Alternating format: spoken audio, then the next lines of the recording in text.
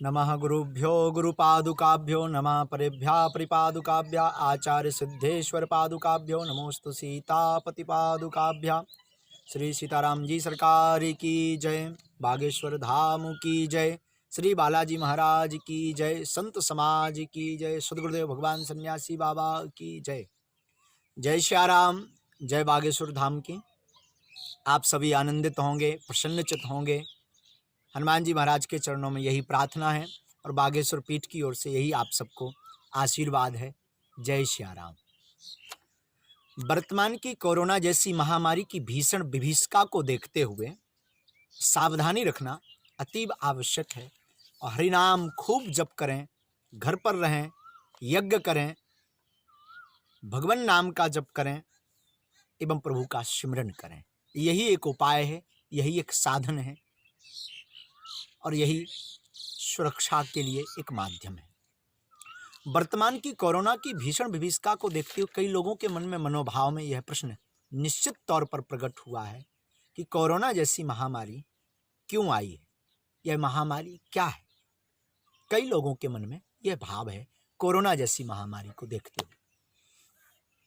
अपितु बागेश्वर बालाजी की फिर जैसी इच्छा, हमारे मनोभाव अनुसार यह कोरोना जैसी महामारी प्राकृतिक प्रकोप है, साथ ही मानवों की गलतियों का दुष्प्रभाव है।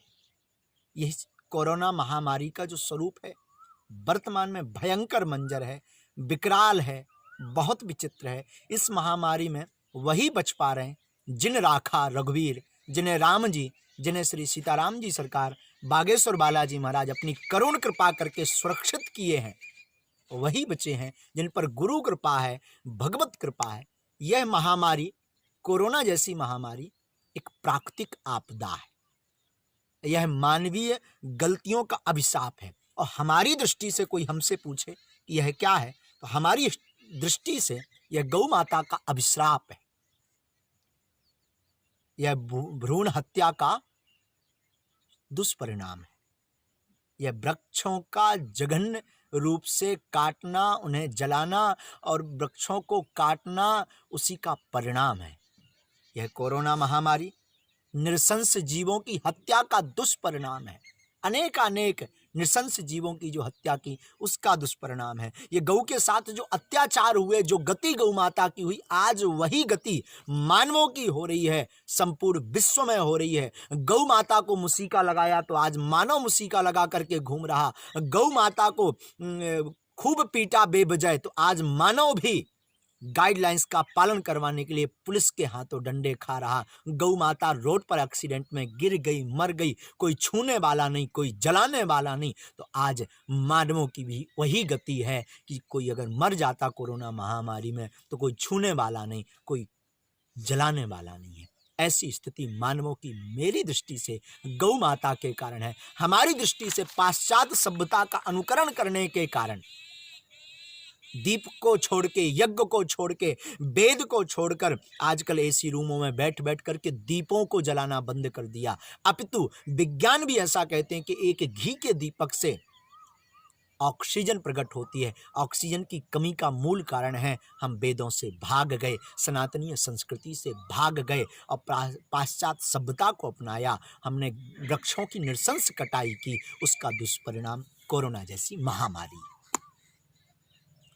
हमारी दृष्टि से कोरोना जैसी महामारी हृदय पर अगर हो, लंग्स पर हो, फेफड़ों में हो तो काबू पाई जा सकती है, पर यह भय के कारण, भय के माहौल के कारण लंग्स के साथ साथ यह दिमाग पर लोगों के बैठती जा रही और उसका परिणाम मृत्यु दर अत्यधिक हो रही है। इस महामारी में हम आप सबसे प्रार्थना करेंगे, घबराना नहीं है, बेचैन नहीं होना है, परेशान नहीं होना है, भयभीत नहीं होना है। कोरोना महामारी है तो अपने ऊपर भगवत की करुणा भी तो है, बालाजी की करुणा भी तो है, बागेश्वर धाम की करुणा भी तो है, गुरु करुणा भी तो है, इष्ट करुणा भी तो है। हमारी दृष्टि से आपको घबराना नहीं है, आपको अपने आप को मजबूत करना है, प्रतिदिन नाम जप करना है, निष्ठा रखनी है। हमारे साथ हमारा परमात्मा, हमारे इष्ट, हमारे गुरु है, तो हमें घबराने की आवश्यकता नहीं। लेकिन इस महामारी ने हमें शिक्षा दी है कि हमें पुनः वापस वेदों की ओर लौटना है, हमें पुनः वापस प्राचीन पद्धति की ओर लौटना है, योग की तरफ लौटना है। हमारे प्राचीन आर्यों विद्वानों ने, आचार्यों ने दूर से नमस्कार करना सिखाया है। ये 2 गज दूरी पहले ही हमारे प्राचीन पद्धतियों में था। जब से ये हलो हाय आया, उसका दुष्परिणाम ये कोरोना जैसी महामारी का विकराल स्वरूप है। तो आओ लौटें वेदों की ओर। ऐसी महामारी में बागेश्वर धाम से जुड़े हुए, बालाजी से जुड़े हुए, राम जी से जुड़े हुए इष्ट जिनका मजबूत है, भगवती से जुड़े हुए, श्री युगल सरकार से जुड़े हुए, गुरु कृपा प्राप्त भगवत रसिक भक्तों को घबराने की किंचित मात्रा आवश्यकता नहीं, क्योंकि आपका इष्ट आपकी रक्षा करेंगे। ऐसा हमारा आत्मबल और विश्वास कई लोगों के निजी अनुभव के साथ हम आपको इस वीडियो के साथ बता रहे हैं। इस कोरोना जैसी महामारी में वायरस क्या है? डर ही वायरस है, विश्वास ही वैक्सीन है और सकारात्मक सोच ही दवा। मीडिया पर लगातार खबरें देखने के साथ साथ, लोगों की मौत का मंजर देखने के साथ साथ, भयावह स्थिति देखने के साथ साथ आपके हृदय में डर बैठ गया। मन के हारे हार है, मन के जीते जीत। ये मन के हारे हार के कारण ही आप भयभीत हो जाते और कई कमजोर दिल के लोग मौत को गले लगा लेते हैं। हमारी प्रार्थना है, घर बैठें, घबराएं नहीं, सावधानी रखें, नाम जप करें। ये दावे के साथ कह सकते, डर का वायरस हटा देंगे, विश्वास की वैक्सीन लगा लेंगे और सकारात्मक सोच की दवा आप प्रतिदिन रखेंगे तो कोरोना आपका कुछ नहीं बिगाड़ सकता, क्योंकि बागेश्वर बालाजी की करुणा भी तो है। ऐसी परिस्थिति में परमात्मा पर निष्ठा रखने वाले लोग कई कहते कि भगवान है अगर, तो ऐसा क्यों हो रहा? तो हम आपको पूर्ववत ही सावधान कर दें। इस महामारी के बारे में पूर्व आदि काल में भी बताया जा चुका है। वीडियो पूरा जरूर देखें ताकि आपको समझ आए महामारी क्या है, और इसके बारे में पहले भी बड़े बड़े महापुरुष बता चुके हैं और बड़े बड़े महापुरुषों ने आगाज किया, सावधान किया, और हम उसको भूलकर लगे पाश्चात्य सभ्यता की ओर, लगे अपने मन के अनुसार कार्य करने को। उसका दुष्परिणाम संपूर्ण जीव, संपूर्ण मानव भोग रहा है। कृपा करके अब सावधान हो जाएं, आओ लौटें वेदों की ओर। इस पर कई लोग प्रश्न करेंगे कि कब किसने क्या कहा। तो पहले जानते हैं कोरोना महामारी आई क्यों। आई का कारण हम आपको बता चुके हैं, वृक्षों की कटाई के कारण, अंधाधुंध कटाई के कारण, नृशंस जीवों की हत्या के कारण, भ्रूण हत्या के कारण मानव अपना धर्म भूल गया, अपनी प्रभुता भूल गया और खुद खुदा बन बैठा। और आज उस परमात्मा ने थोड़ी सी क्या पूछ घुमाई, सबकी आंखें खुली रह गई। लोग पूछेंगे महामारी के बारे में पहले कब किसने बताया? तो हम आपको बताएं, सूरदास का एक पद है जिसमें सूरदास बाबा पूर्ववत ही लिख गए, रे मन धीरज क्यों ना धरे, रे मन धीरज क्यों ना धरे, संबत 2000 के ऊपर ऐसो योग परे, पूरब पश्चिम उत्तर दक्षिण चहुदिस काल परे, अकाल मृत्यु जगमाही व्यापे, प्रजा बहुत मरे, सहस बरस लगी सतयुग व्यापे, सुख की दशा फिरे, स्वर्ण फूल बन पृथ्वी फूले, धर्म की बेल बढ़े, काल ब्याल से वही बचेगा जो हंस का ध्यान धरे, सूरदास हरि की यह लीला, तारे नहीं टरे, रे मन धीरज क्यों न धरे। सूरदास बाबा उस वक्त की गतिविधियों को देखकर इस पद को लिख करके सावधान करते हैं कि महामारी में ऐसा 2000 संबत 2000 के ऊपर ऐसा योग पड़ेगा कि पूर्व पश्चिम उत्तर दक्षिण चारों दिशाओं में हाहाकार मचेगा, प्रजा बहुत में रहेगी, अकाल मृत्यु की मौत की गर्त में सब जावेंगे। ऐसा योग पड़ेगा, ऐसी स्थिति बनेगी, लोगों में त्राहिमाम होगी। इस महाकाल में काल व्याल से वही बचेगा जो हंस का ध्यान करेगा। हंस का तात्पर्य परमहंस परमात्मा, परमहंस गुरु, परमहंस सदगुरु, परमहंस इष्ट भगवती, अपने अपने इष्ट का जो ध्यान करेगा, उनकी संरक्षण में रहेगा, वही बचेगा। ये हम नहीं कहते, सूरदास बाबा का पद कहता है। महामारी, कोरोना जैसी महामारी महाकाली का ही रूप है। अध्यात्म दृष्टि से हम आपको सिद्ध करके बताते हैं। आप दुर्गा सप्तशती का 12वां अध्याय उठाइए। दुर्गा सप्तशती के 12वें अध्याय का 37वां एवं 38वां श्लोक पढ़िए।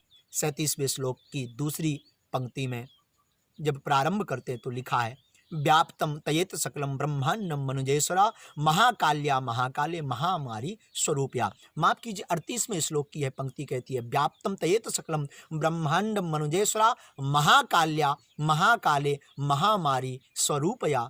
इसके आगे के श्लोक में 39वें श्लोक में लिखा शैव महाकाली शैव काले महामारी शैव सृष्टि भवत्यजा स्थितम करोति भूतानाम शैव काली सनातनी। 38वें और 39वें श्लोक में स्पष्ट रूप से दुर्गा सप्तशती के बारे में अध्याय में लिखा हुआ है, हे राजन, महाप्रलय के समय में महामारी का स्वरूप धारण करने वाली में महाकाली ही इस समस्त ब्रह्मांड में व्याप्त हैं और वे ही समय समय पर महामारी होती हैं और वे ही स्वयं अजन्मा होती हुई भी सृष्टि के रूप में प्रकट होती हैं। वे सनातनी देवी ही समयानुसार संपूर्ण भूतों की रक्षा भी करती हैं। महाकाली ही महामारी का रूप धारण करके आती हैं। तो ये महाकाली महामारी का रूप धारण करके आई और ये यही सबकी रक्षा करती हैं और महामारी के प्रकोप से बचना है, इनके भयंकर क्रोध रूप से बचना है। तो जब जब देवी क्रुद्ध रूप में होती हैं तब तक केवल महादेव बचा पाते हैं। तो ओम नमः शिवाय मंत्र का जप करें, दुर्गा सप्तशती का पाठ करें, हनुमान चालीसा का पाठ करें, गुरु मंत्र का जप करें, नित्य घर पर हवन करें, योग करें, सकारात्मक सोचें। तो हमें लगता है आपको महामारी स्पर्श अगर कर भी लेगी तो वो काल व्याल के मुख में आप नहीं जा पाएंगे। ये हमारी निष्ठा, हमारा विश्वास और बागेश्वर बालाजी के चरणों में यह हमारी प्रार्थना भी है।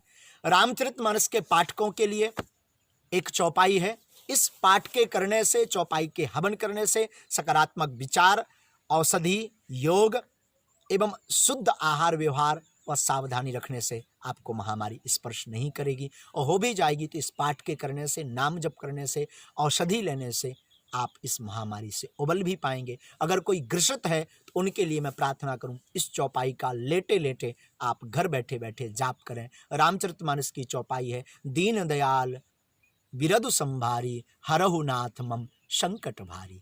पुनः सुने, दीन दयाल बिरदु संभारी हरहु नाथ मम संकट भारी। भगवान दीन दयाल से प्रार्थना करें, प्रभु इस भारी संकट का हरण करें, हमारे संकट को दूर करें, इस महामारी से हमें बचाएं। इस चौपाई का जो प्रतिदिन 108 बार पाठ करके दशांश हवन करेगा उसे महामारी से भगवान श्री राम जी सरकार बचाए रखेंगे और जो ग्रसित हैं उन्हें निकाल देंगे। ऐसी हमारी रामचरित पीठ की ओर पूज्य पाद प्रकाश मुनि गोस्वामी तुलसीदास जी की ओर और हनुमान जी के चरणों में हमारी निष्ठा और श्रद्धा है। निश्चित तौर पर आप भी इस निष्ठा और श्रद्धा को जगाएं तो महामारी आपका कुछ नहीं बिगाड़ पाएगी।